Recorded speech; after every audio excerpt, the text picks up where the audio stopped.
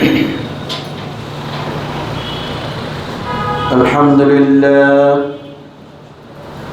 لله نحمده ونستعينه ونستغفره ونؤمن به ونتوكل عليه ونعوذ بالله من شرور أنفسنا ومن سيئات أعمالنا من يهد الله فلا مضل له ومن يضلل فلا هادي له ونشهد أن لا إله إلا الله وحده لا شريك له ونشهد أن محمدا عبده ورسوله أما بعد فإن خير الحديث كتاب الله وخير الهدي هدي محمد صلى الله عليه وسلم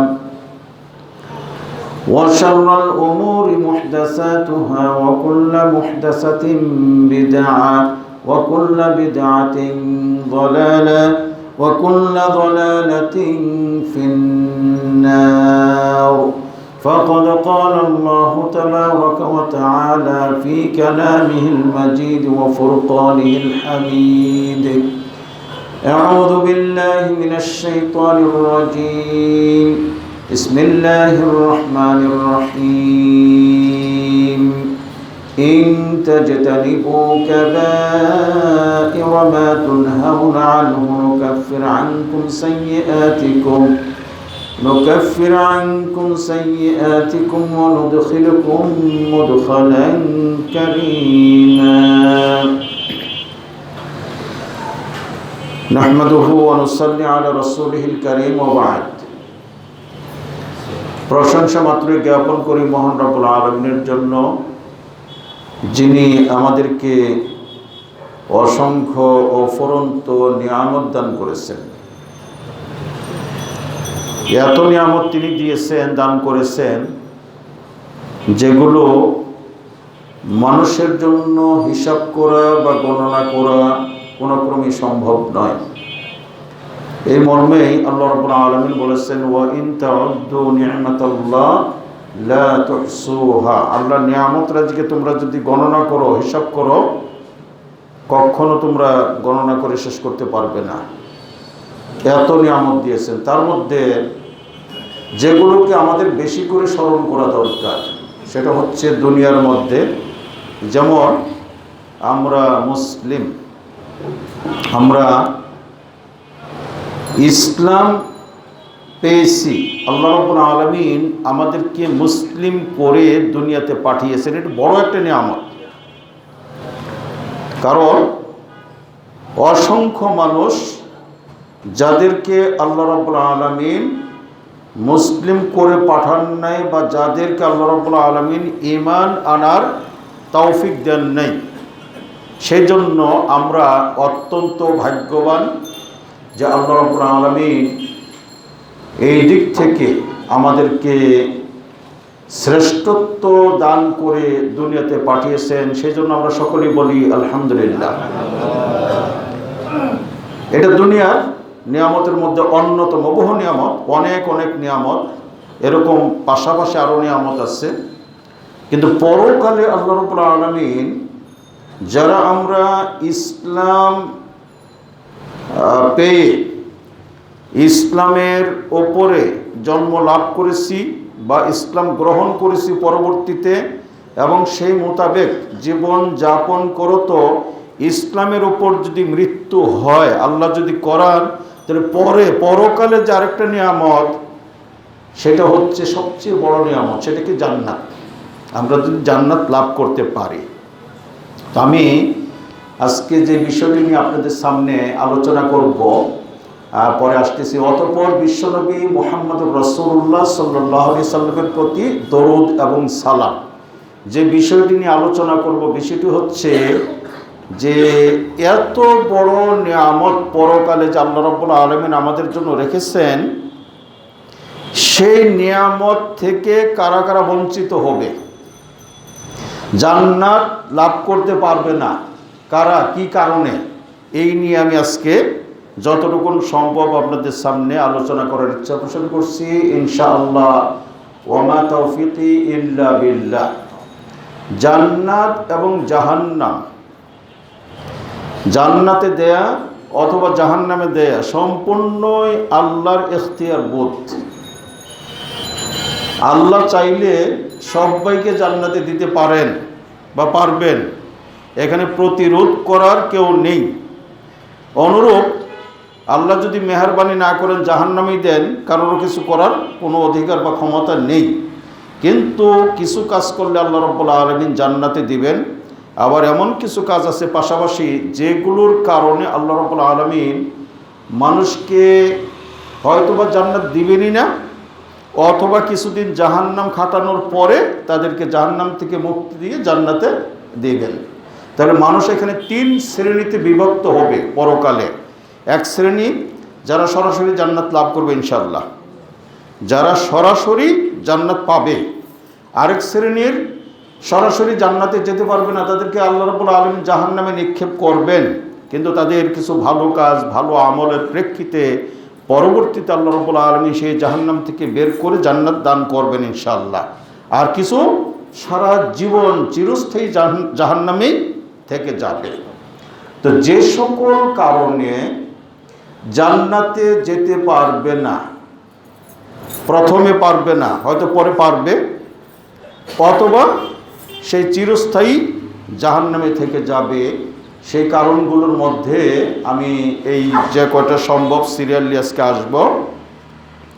তার আগে যে আয়াতে কারিমা আমি পাঠ করেছি সূরা আন-নিসা থেকে, আয়াতটি সূরা আন-নিসা থেকে আল্লাহ রাব্বুল আলামিন বলেন, ইনতাজতানিবু কাবাইরা মা তুনহাউনা আনহু নুকাফির আনকুম সাইয়্যাতিকুম ওয়া নুদখিলুকুম মুদখালান কারীমা।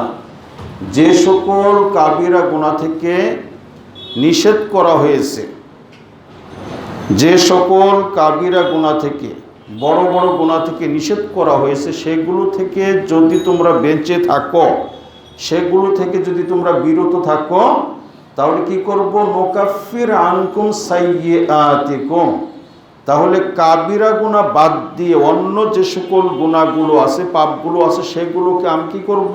আমি ক্ষমা করে দেব। শর্ত কি? কাবিরা গুনাহ থেকে বিরত থাকতে হবে, বেঁচে থাকতে হবে। তাহলে কাবিরা গুনার বাইরে সাগীরা গুনাহসমূহ যতই হোক না কেন, আল্লাহ এখানে প্রতিশ্রুতি দিচ্ছেন যে আমি সেগুলোকে ক্ষমা করে দিব। আর কি করব? ওয়ানুদখিলুকুম মুদখালান কারীমা, এবং তোমাদেরকে সম্মানজনক স্থানে আমি প্রবেশ করাবো। সেই সম্মানজনক স্থানটাই হচ্ছে জান্নাত, সম্মানজনক। তাহলে যারা জান্নাতে যাবে তারা সম্মানী হবে। আল্লাহ এই জান্নাতে পাঠিয়ে তাদেরকে সম্মানী করবেন, পরকালে সম্মানী হিসেবে তারা জীবন যাপন করবে ইনশাআল্লাহ। এখানে তাহলে কাবিরা গুনাহ থেকে যে কোনো মূল্যে আমাদেরকে বেঁচে থাকতে হবে, বিরত থাকতে হবে জান্নাত লাভ করতে হলে, এবং সাগীরা গুনাহগুলোকে মোচন করাইতে চাইলে। সাগীরা গুনাহ, ছোট গুনাহ প্রতিনিয়ত আমরা অহরহ করতেছি, কত করতেছি এটা হিসাব করতে পারবো না। এমন মনে কেউ বলতে পারবো না যে সাগীরা গুনাহ করি না। কাবিরা গুনাহ হয়তো জেনে শুনে আমরা অনেকেই করতেছি না আল্লাহর মেহেরবানিতে। কাবিরা গুনাহ ইচ্ছা করে হয়তো অনেকেই করার চেষ্টা করি না, কিন্তু সাগীরা গুনাহ হচ্ছে। এই সাগীরা গুনাহগুলোকে আল্লাহ ক্ষমা করবেন কাবিরা থেকে বেঁচে থাকলে। আর যে কাবিরা গুনাহ থেকে বেঁচে না থাকি, ওখানে একটা বলা হয়েছে লা ইস্তিগফারা লা কাবিরাত মাল ইস্তিগফার ওয়ালা সাগীরাত মাল ইসরার। তওবা করলে কাবিরা গুনাহ থাকে না, তওবা করলে আল্লাহ রাব্বুল আলামিন কাবিরা গুনাহকেও মাফ করে দেন। পক্ষান্তরে সাগীরা গুনার উপরে অবিচল থাকলে, অটল থাকলে, এই সাগীরা গুনাহগুলো আস্তে আস্তে কাবিরায় রূপান্তরিত হয়ে যায়। তাহলে আমাদেরকে কাবিরা এ সাগীরা গুনাহ থেকে মুক্তি পেতে হলে কাবিরা গুনাহ থেকে বিরত থাকতে হবে। আর কাবিরা গুনাহ যদি হয়ে যায়, তাহলে ক্ষমা পাওয়ার জন্য আল্লাহর কাছে কি করতে হবে? তওবা করতে হবে। এটা মূলনীতি মনে রাখবেন মেহরবানি করে। তো আমি আসতেছি, যে সকল কারণে মানুষ জান্নাতে যাবে না, হয় একদম যাবে না অথবা প্রথমবারেই যেতে পারবে না, সেই কারণের মধ্যে প্রথম নাম্বার যেটা, সেটা হচ্ছে আদামু কবুলিল ঈমান। কেউ যদি ঈমান না আনে, ঈমান গ্রহণ না করে, ঈমান যে সকল বিষয়ের প্রতি রাখতে হবে সেইগুলির প্রতি যদি ঈমান পোষণ না করে, তাহলে জান্নাতে যাবে না। এবং এরা কি হবে? এরা কিন্তু চিরস্থায়ী হয়ে যাবে, জাহান্নামে এরা চিরস্থায়ী হবে। যেহেতু ঈমান আনে নাই, ঈমানহীন অবস্থায় মৃত্যুবরণ করেছে, যে কারণে তাকে জাহান্নামে যেতে হলো। আর মৃত্যুর পর তাকে ঈমান আনার আর কোনো সুযোগ থাকবে না, তওবা করারও সুযোগ থাকবে না, সুতরাং সে চিরস্থায়ী জাহান্নামে। তাহলে এই যে অসংখ্য মানুষ সারা বিশ্বে যারা ঈমান না এনে মৃত্যুবরণ করতেছে, তাদের ফয়সালা কি? তারা জাহান্নামী, তারা জান্নাতে যাবে না। আল্লাহ নবী মুহাম্মদুর রাসূলুল্লাহ সাল্লাল্লাহু আলাইহি ওয়াসাল্লাম তাদের ব্যাপারে বলেছেন, লা ইয়াদখুলুল জান্নাতা ইল্লা মুমিন। এটা একটা বর্ণনা। আরেকটা বর্ণনায় বলেছেন, লা তাদখুলুনাল জান্নাতা হাত্তা তুমিনু। হ্যাঁ, প্রথমটার অর্থ হলো মুমিন বাদে কেউ জান্নাতে যাবে না। মুমিন বাদে, ঈমান আনা ছাড়া কেউ জান্নাতে যাবে না। আর দ্বিতীয়টার অর্থ কাছাকাছি, শাব্দিক পার্থক্য, যে তোমরা ততক্ষণ পর্যন্ত জান্নাতে প্রবেশ করতে পারবে না যতক্ষণ না তোমরা ঈমান আনবে। তাহলে ঈমান আনা না আনার বিষয়টা দুনিয়ার মধ্যে সীমাবদ্ধ। ঈমান না এনে মৃত্যুবরণ করলে সে তাহলে জাহান্নামী এবং চিরস্থায়ী। আল্লাহ রাব্বুল আলামিন যারা ঈমান আনে নাই তাদেরকে আল্লাহ রাব্বুল আলামিন হেদায়েত দান করুন, তাদেরকে আল্লাহ রাব্বুল আলামিন ঈমান আনার তৌফিক দান করুন, আল্লাহ রাব্বুল আলামিন তাদেরকে ঈমান নসিব করুন। এবং আমরা যারা ঈমানের উপরে আছি, ঈমানের উপর যেন আমরা অবিচল থাকতে পারি, অটল থাকতে পারি মৃত্যু অবধি। আল্লাহ রাব্বুল আলামিন আমাদেরকে সে তৌফিক দান করুন। তাহলে প্রথম কারণ, আমি কিন্তু সংক্ষেপে যাচ্ছি, প্রথম কারণ ঈমান না আনলে সে জান্নাত লাভ করতে পারবে না। দ্বিতীয় কারণ, যারা প্রতিবেশীকে কষ্ট দেয়, প্রতিবেশীকে যারা কি করে কষ্ট দেয়। আজকাল আমার মনে হয় যে এমন কোনো এলাকা নাই, এমন কোনো অঞ্চল নাই, এমন কোনো সমাজ নাই যেই সমাজে, যেই এলাকায়, যে অঞ্চলে এমন লোক নাই যাদের অত্যাচারে মানুষ অতিষ্ঠ। বেশি দূরে না যাই, খুব কাছাকাছি যদি আমরা বলি, সেটাও মনে হয় অতিরিক্ত হবে না, যে সহোদর ভাই, এক ভাইয়ের কারণে আরেক ভাই দেখা যাচ্ছে পাশাপাশি বসবাস করতে পারতেছে না, তাকে ওখান থেকে চলে যেতে হচ্ছে। আপন ভাই, সহোদর ভাই, ভাইয়ের কারণে বা এই ভাইয়ের বেটাদের কারণে, ভাতিজাদের কারণে চাচাকে ওখানে আর বসবাস করা সম্ভব হচ্ছে না, চলে যেতে হচ্ছে। বিশ্বনবী মুহাম্মদুর রাসূলুল্লাহ সাল্লাল্লাহু আলাইহি ওয়াসাল্লাম বলেছেন, লা ইয়াদখুলুল জান্নাতা মান লা ইয়ামানু জারহু বাওয়াইকাহু। যার অতিষ্ঠ থেকে কোনো ব্যক্তি নিরাপদ লাভ করবে না, সেই ব্যক্তি জান্নাতে যাবে না। যার অত্যাচার, যার অতিষ্ঠতা থেকে অন্যরা নিরাপত্তা লাভ করতে পারবে না, নিরাপদে থাকতে পারবে না, এই অত্যাচারী ব্যক্তি সে আসলে কি অত্যাচারী, সে হচ্ছে জালেম, সে জান্নাত লাভ করবে না। এটা হচ্ছে বিশ্বনবী মুহাম্মদুর রাসূলুল্লাহ সাল্লাল্লাহু আলাইহি ওয়াসাল্লামের বাণী। অনুরূপ, যেহেতু আমরা জালেম আখ্যা দিচ্ছি, অত্যাচারী বলতেছি, আর আল্লাহ রাব্বুল আলামিন আল্লাহু লা ইউহিব্বুজ জালিমিন বহু জায়গায় বলেছেন, আল্লাহ জালেমদেরকে পছন্দ করেন না। আরেক জায়গায় আল্লাহ নবী সাল্লাল্লাহু আলাইহি ওয়াসাল্লাম বলেছেন, আয-যুলমু যুলুমাতুন ইয়াউমাল কিয়ামা। এই যে যারা জুলুম করবে এদের জন্য পরকালটা একদম অন্ধকার হবে, সে অন্ধকারে নিমজ্জিত হয়ে থাকবে, সে আলোর পথ পাবে না, আলো পাবে না এবং সঠিক পথ সে পাবে না, তার জন্য জান্নাত সম্ভব হবে না। আজকাল ভাইয়ের আমার সকলে খেয়াল করবেন, যে কথাটি বলেছি প্রত্যেক জায়গায় আছে, আমি আপনি যেন না হই, সেই ধরনের লোক আমি আপনি যেন না হই। আমার কারণে, আপনার কারণে, আমাদের কারণে যারা আমরা সালাত আদা করতেছি, সিয়াম পালন করতেছি, আরও কিছু ভালো কাজ করতেছি, দান খয়রাত করতেছি, আমি মাওলানা সাহেব, আরেকজন হাজী সাহেব, আরেকজন উচ্চশিক্ষিত দিনদার পরহেজগার, কিন্তু দেখা যাচ্ছে এই সমস্যাগুলো থাকার কারণে জান্নাত লাভ করতে পারবে না। আল্লাহ আমাদেরকে হেফাজত করুন। আমি এই আলোচনাটা বিভিন্ন জায়গায় করে আসতেছি, চলমান। আরেকটি কথা আমি এই আরজ করে আসতেছি, মনে কেউ কষ্ট নেবেন না। যারা মসজিদে আগে আসেন, আমি আগে অন্য কথাটাকে অন্যভাবে বলে নেই, আমরা এখন যারা এখানে আছি একে অপরের কিন্তু আমরা প্রতিবেশী। এই যে বসছি পাশাপাশি বসছি, যতক্ষণ আসি একে অপরের আমরা কি প্রতিবেশী। এই বসার পরে একজনের দ্বারা আরেকজনের যেন কোনো কষ্ট না হয়, একজনের দ্বারা আরেকজনের কোনো প্রকারের কষ্ট না হয়, এটা আমাদের খেয়াল করতে হবে।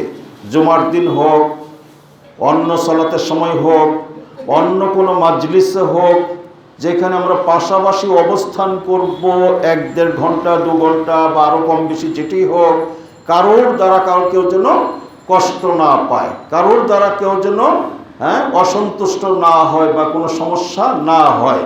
এই জন্য আল্লাহ রাব্বুল আলামিন কিন্তু একটা কথা বলে দিয়েছেন কোরআনুল কারিমে, যে তোমরা যখন মসজিদে আসবে, খুদু জিনাতাকুম ইনদা কুল্লি সালাহ, খুদু জিনাতাকুম ইনদা কুল্লি সালাহ, প্রত্যেক সলাতের সময় তোমরা কি করবে?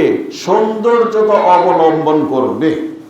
তোমরা প্রত্যেক সলাতের সময় সৌন্দর্যতা অবলম্বন করবে। ইয়া বানি আদম খুদু জিনাতাকুম ইনদা কুল্লি মসজিদ, আছে মনে হয় না হাবিব সাহেব?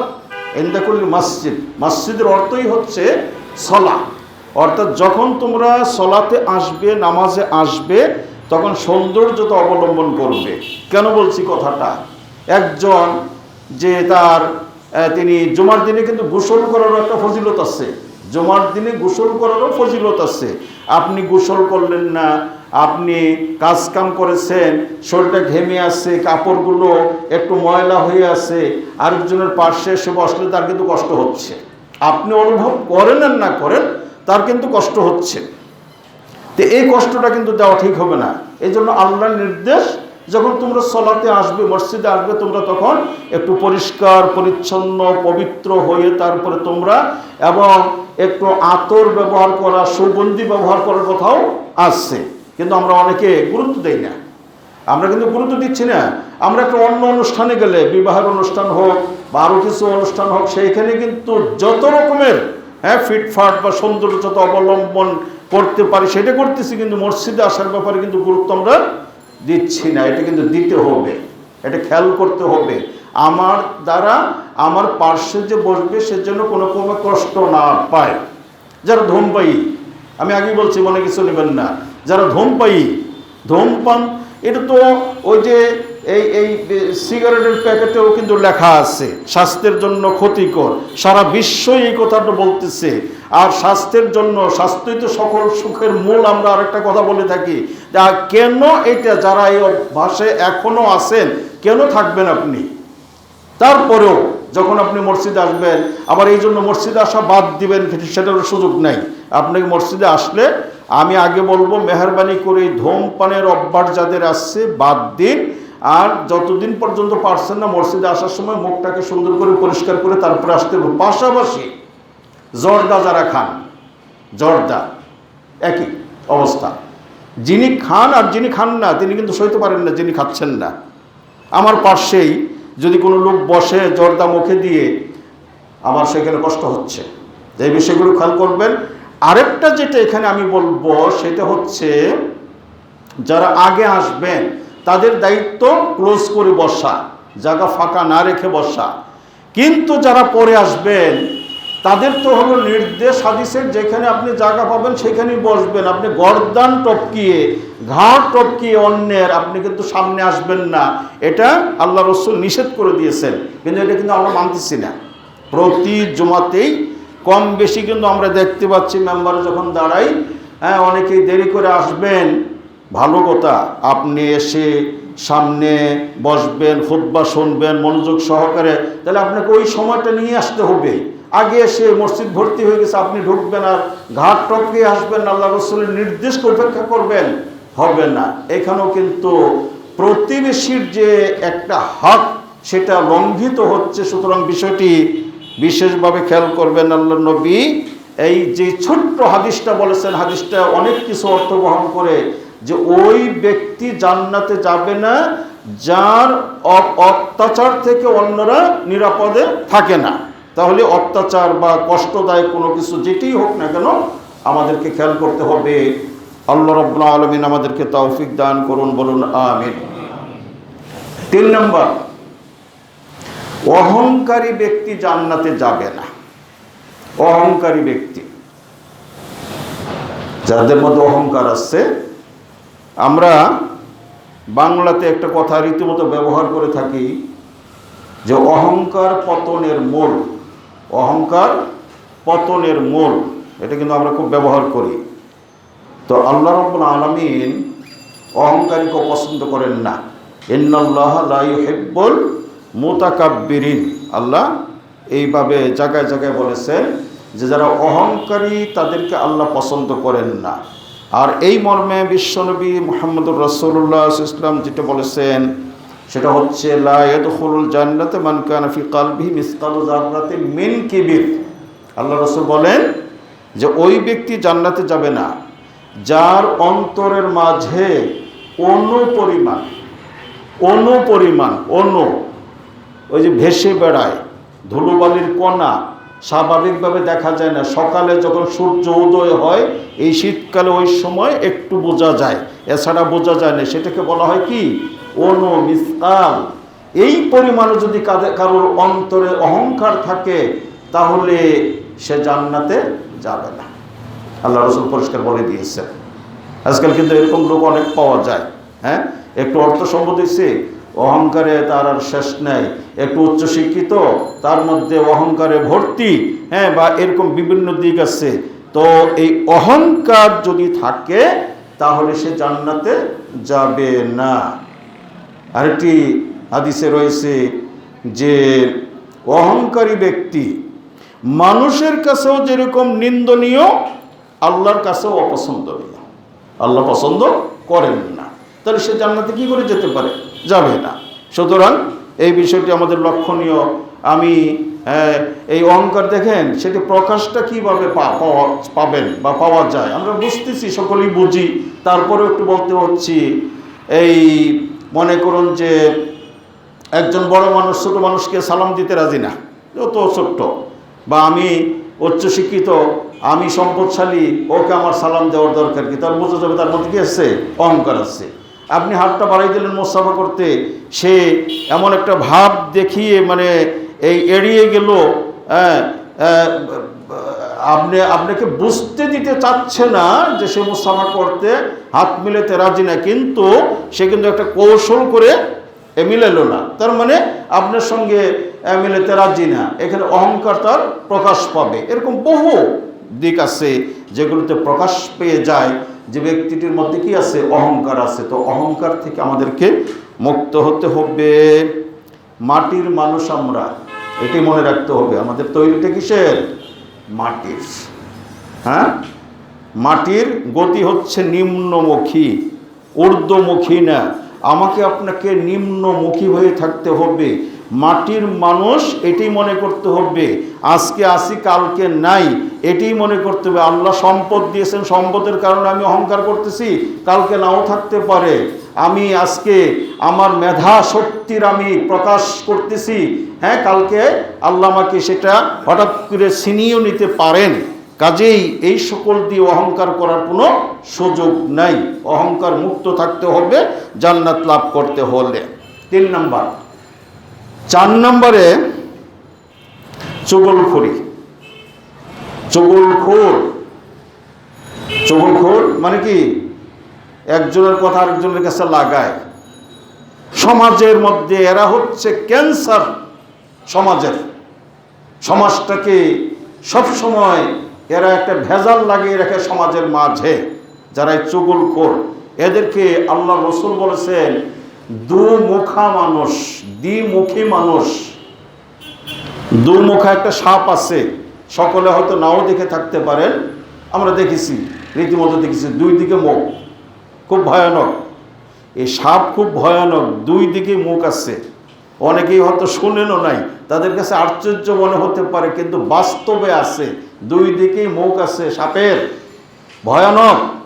এই রকম এরা হচ্ছে ভয়ানক, যারা দ্বিমুখী। এখানে এক কথা, ওখানে বের হই আরেক কথা। এদেরকে আল্লাহ নবী ভাবেই বলেছেন, লা ইয়াদখুলুল জান্নাতা নাম্মাম, চুগলখোর জান্নাতে প্রবেশ করবে না। আরেক হাদিসে আল্লাহ রাসূল বলেছেন, তাজিদু মিনান নাসি ইয়াউমাল কিয়ামাতি ইনদাল্লাহি দাল ওয়াজহাইনি, কিয়ামত দিবসে আল্লাহর কাছে তুমি পাবে কি, দুমুখ মানুষ। আল্লাযী ইয়াতি হাউলা বিওয়াজহিন ওয়া হাউলা বিওয়াজহিন, হ্যাঁ, এদের কাছে এক চেহারা নিয়ে আসে, ওদের কাছে আরেক চেহারা নিয়ে যায়। তার মানে কি, এখানে এক কথা বলে, ওখানে আরেক কথা বলে। সমাজে বা মানুষের মাঝে শুধু ফিতনা সৃষ্টি করে, ফাসাদের সৃষ্টি করে, এরা জান্নাতে যাবে না। এরা থেকে বলা হয় সহজ বাংলায় যেটা আমরা বলে থাকি, চুগলখোর। এরা জান্নাতে প্রবেশ করবে না। আরেকটি বলেই আজকে হয়তো শেষ করতে হবে, সেটা হচ্ছে আত্মহত্যাকারী জান্নাতে যাবে না। আত্মহত্যা, আজকাল খেয়াল করবেন আপনারা যারা মিডিয়ার সঙ্গে একটু সম্পর্ক রাখেন, মানে পেপার পত্রিকা পড়েন অথবা টিভির সংবাদ দেখেন বা সংবাদ শোনেন, দেখবেন যে মৃত্যু কিছুটা বেড়ে গেছে, মৃত্যুর হার বেড়ে গেছে ইদানিং। একটা তো হলো করোনার বিষয়, করোনা ছাড়াও যেন মৃত্যুর হারটা কিছু বেড়ে গেছে। অসুখ বিসুখ মানুষের বেশি হচ্ছে, করোনা ছাড়া অন্য অসুখ বিসুখ মানুষের বেশি হচ্ছে। খাওয়া, আবহাওয়া ইত্যাদি সব কিছু এখন এই দূষিত হয়ে যাওয়ার কারণে মানুষের রোগ ব্যাধি বেশি হচ্ছে এবং মানুষের মৃত্যুটা একটু বেড়ে গেছে। তো এই আরেকটা, এই যে আত্মহত্যাটাও বেড়ে গেছে, আত্মহত্যার পরিমাণটা বেড়ে গেছে। ওই যে যুবক যুবতীরা সম্পর্ক গড়েছে, সেই সম্পর্ক যখন টিকিয়ে রাখতে পারতেছে না, সেখানে ব্যর্থ হচ্ছে, যেটাকে বলা হয় একদম প্রেমে ব্যর্থ। এই কারণে বেশি হচ্ছে আজকাল। পরীক্ষায় একটু রেজাল্ট খারাপ করছে, আত্মহত্যা করতেছে। মা বাবার সাথে অভিমান করে ছেলে সন্তানের আত্মহত্যা করতেছে। স্বামী স্ত্রী ঝগড়াঝাটি করে কেউ না কেউ আত্মহত্যা করতেছে। এই আত্মহত্যার পরিমাণটা বেড়ে গেছে। এবং মানুষ একটা কথা বলে যে মরলে বাঁচতাম। যখন কষ্ট একটু বেশি হয়, কোনো সমস্যা বেড়ে যায়, তখন মানুষের মুখ দিয়ে শব্দগুলো অনেক সময় আসে যে আল্লাহ নিয়ে নিলে ভালো হতো, হ্যাঁ, মরলে বেঁচে যেতাম, মরলে আবার বাঁচে কেমনে, হ্যাঁ, মরলে তো বাঁচবে না। বিশেষ করে এই মৃত্যু যেটা, এই আত্মহত্যা বা এই অপমৃত্যুর পরিণাম কি, জাহান্নাম। এই সবই যেগুলো আলোচনা করতে, সবই কিন্তু কাবিরা গুনার অন্তর্ভুক্ত। তো কাবিরা গুনাহ আল্লাহ তওবা করলে, আল্লাহ যদি ইচ্ছা করেন তাহলে ক্ষমা করবেন। আল্লাহর কাছে তওবার মতো তওবা করতে পারলে এবং সেই তওবা যদি আল্লাহ কবুল করে নেন, তাহলে কি হবে, আল্লাহ ক্ষমা করতে পারেন। কিন্তু ওই যে ঈমান আনে নাই, মারা গেছে, ওর তো তওবার আর পড়ার সুযোগ নাই। ওকে আগে ঈমান আনতে হবে, তারপর তওবা করতে হবে। ঈমান না এনেই মারা গেছে, তওবার সুযোগ নেই, চিরস্থায়ী জাহান্নামী। অনুরূপ যে গলায় দড়ি দিয়ে অথবা চাকু ছুরি মেরে অথবা আরও কোনো পন্থায়, যেমন এখন রেল লাইনে রেল আসতেছে, সে ওখানে ঝাঁপ দিয়ে ট্রেনে কাটা পড়ে আত্মহত্যা করতেছে, এই যে পন্থাগুলো যেভাবেই হোক না কেন, ওর তো মানে এমনভাবে ওর হত্যাটা হচ্ছে যে সে তো তওবা করার সুযোগ পাচ্ছে না, ওই সময় সে পাচ্ছে না। কাজেই এই চিরস্থায়ী, এই মর্মে আল্লাহ নবী মুহাম্মদ রাসূলুল্লাহ সাল্লাল্লাহু আলাইহি সাল্লাম বলেছেন, মান তারাদ্দা মিন জাবালিন ফাকাতালা নাফসাহু ফাহুয়া ফি নারি জাহান্নাম ইয়াতারাদ্দা ফি খালিদান মুখাল্লাদান ফিহা আবাদা।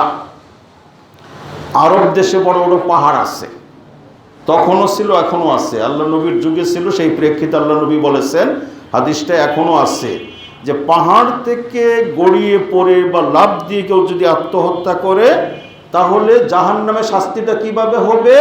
ওখানে আল্লাহ ওই ব্যবস্থা করে দিবেন, সেখানে পাহাড় থেকে পড়বে, আবার উঠবে, আবার পড়বে, এইভাবে তার চিরস্থায়ী শাস্তি হতে থাকবে। তখন পাহাড় ছিল, সেই জন্য পাহাড়ের দৃষ্টান্ত দিয়েছেন।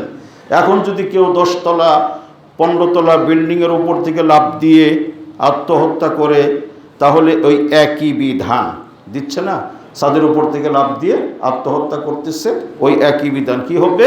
পরকালে তার এই শাস্তি হতে থাকবে সব সময়, একদম চিরস্থায়ী। ওই ওই ওই সময়ের তার কোনো শেষ হবে না, ওটা তো একদম চিরস্থায়ী চলতেই থাকবে। অনুরূপভাবে এখানে আরেকটা দৃষ্টান্ত আল্লাহ রাসূল দিয়েছেন যে কি করবে? বিষ খেয়ে আত্মহত্যা করবে, বিষ পান করে আত্মহত্যা করবে। আল্লাহ রাব্বুল আলামিন ওইখানে তার ওই বিষ পানের ব্যবস্থা করে দিবেন, সে বারবার পান করবে, আত্মহত্যা করবে, জাহান্নামের মধ্যে এই শাস্তি তার হতে থাকবে। আরেকটা বলা হয়েছে ওমান কাতালা নাফসাহু বিহাদিদাতিন ফাহাদিদাতুহু ফি ইয়াদি, যে হাদিদ, হাদিদ মানে লোহা, লোহার কোনো যন্ত্র, চাকু হোক, ছুরি হোক, আরও কোনো এই জাতীয় যন্ত্র দিয়ে যদি সে আঘাত করে আত্মহত্যা করে, এই যন্ত্রটা তাকে আল্লাহ রাব্বুল আলামিন ওই জাহান্নামে তার হাতে দিয়ে রাখবেন, সে ওটা দিয়ে আঘাত করতে থাকবে, আর ওই শাস্তি হতে কিন্তু আগুনে পড়বে, পাশাপাশি এই শাস্তি হতে থাকবে, এটাও তার জন্য চিরস্থায়ী হয়ে যাবে। তো আমি আর লম্বা করতেছি না, দিন ছোট্ট, পরবর্তীতে আবার এই বাকি অংশ হয়তো নিয়ে আসার চেষ্টা করবো। আল্লাহ রাব্বুল আলামিন আমাদেরকে তৌফিক দান করুন। তো এই বিষয়গুলো আমাদেরকে বিশেষভাবে খেয়াল করতে হবে। যারা ঈমান আনে নাই তাদের জন্য আমাদের করার কিছু নেই, আল্লাহ যদি হেদায়েত না করেন তাহলে সেখানে আমরা কিছু করতে পারবো না। কিন্তু প্রতিবেশীকে যে কষ্ট দেওয়ার বিষয়টা, এটা যেন আমার দ্বারা আপনার দ্বারা না হয়। আমার আপনার পাশাপাশি যারা আছে, নিয়ন্ত্রণে যারা আছে, তাদেরকেও আমরা উপদেশ দিব, তাদেরকে পরামর্শ দিব যেন প্রতিবেশীকে কোনো ক্রমেই, সেই প্রতিবেশী স্থায়ী এলাকার প্রতিবেশী হোক বা এই সাময়িক প্রতিবেশী হোক, আমরা যেন এই কষ্ট দেওয়া থেকে বিরত থাকি। পাশাপাশি চগলখোর, এটা কোনো ক্রমেই আমরা যেন এই কাজে জড়িয়ে না পড়ি, এখান থেকে বিরত থাকি। এবং এই আত্মহত্যা, এটা আমরা যতই কিছু হোক না কেন, ফয়সালা তো আল্লাহ। আমার সাময়িক কষ্ট হতে পারে, আমার উপর কোনো বিপদ আপদ আসতে পারে, কিন্তু আত্মহত্যার পথ যেন কেউ বেছে না নেই। আমাদের ভবিষ্যৎ প্রজন্ম, তাদেরকে বোঝাইতে হবে যে খবরদার, আত্মহত্যার পথ বেছে নেওয়া যাবে না। তুমি সমস্যায় আছো, আল্লাহ সমাধান করে দিবেন, বোঝাইতে হবে। আমাদের ছেলে মেয়েদেরকে, আমাদের পরবর্তী প্রজন্মকে বোঝাবার চেষ্টা করতে হবে। আল্লাহ রাব্বুল আলামিন সবই পারেন, সুতরাং কোনো বিষয়ে আমি ব্যর্থ হয়ে আত্মহত্যা করব না, এই সুযোগ নাই। তো আল্লাহ রাব্বুল আলামিন আমাদেরকে এগুলো থেকে বিরত থাকার তৌফিক দান করেন। আল্লাহ রাব্বুল আলামিন আমাদেরকে হেফাজত করেন। আল্লাহ রাব্বুল আলামিন আমাদেরকে ঈমান এর উপরে